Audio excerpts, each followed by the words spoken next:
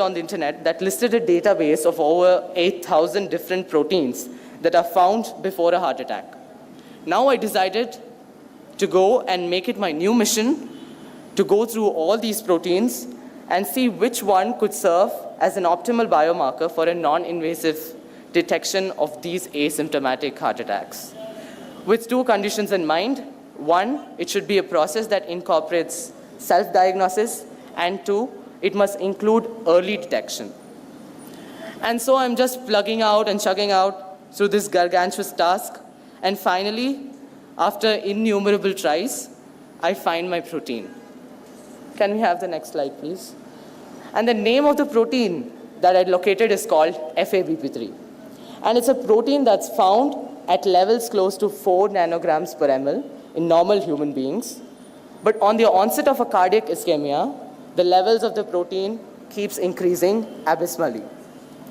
So that's the trigger point. So that's the signal that the heart is giving us. The key is that it is found in the earliest stages of a myocardial infarction or a cardiac arrest. So when someone has close to 100% chance of survival. So now that I'd found a reliable protein to detect, so I then shifted my actual focus to actually detecting that protein, and thus silent heart attacks. Now my breakthrough came in the most unlikely place for innovation, possibly the most unlikely place for innovation, my high school biology class, the absolute abhor or stifler of innovation. So, and I snuck in this article of protein differentiation from where I started my research, and but it was shortly afterwards that I discovered that my once brilliant procedure had something like 1 million holes in it.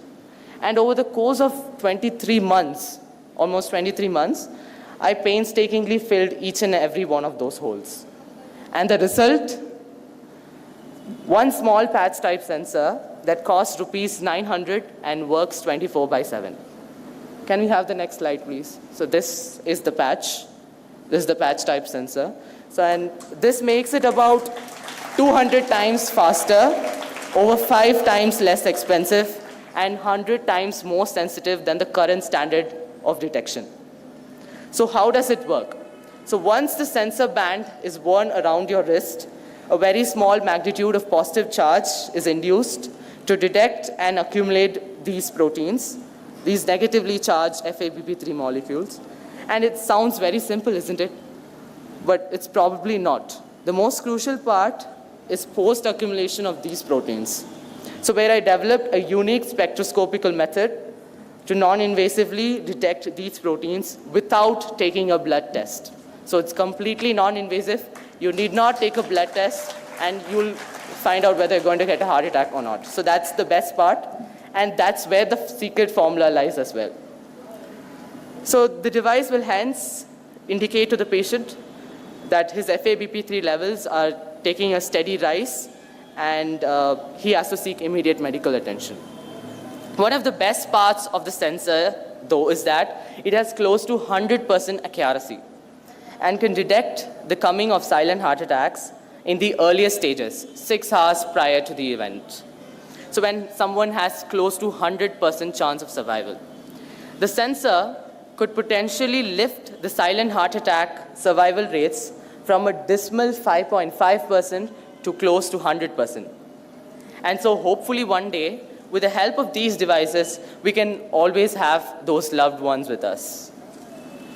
And now to give you a brief idea about the current status of development of this device, I have a global patent pending for this device in 6 countries, including India.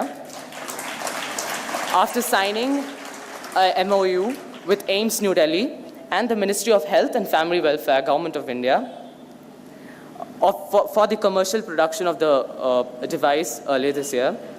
The device now proudly holds clinical validation from AIIMS New Delhi, Tokyo University of Science, Japan, and the Royal Society of Medicine, London. It is likely to surface out by the end of 2018 for use by the public. Hadn't my parents supported me in all of these endeavors, be it initial funding until I got a grant from the president, or emotional support at the times when I had tons and tons of failures, I wouldn't have been here before you, presenting to you a device that has the potential to revolutionize modern medicine. Fellow friends, just remember, we are still on the shores of a vast ocean of scientific knowledge, which is unfathomable, waiting to be discovered by your inquisitive minds. Step out and make the world better with science. Thank you very much.